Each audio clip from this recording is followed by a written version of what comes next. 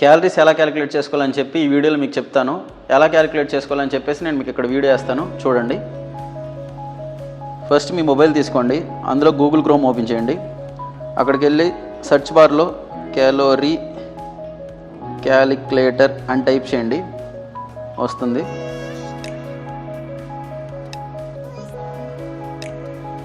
ఇలా ఫస్ట్ ఇలా ఓపెన్ అయింది కదా, దానిపైన ఇలా ట్యాప్ చేయండి.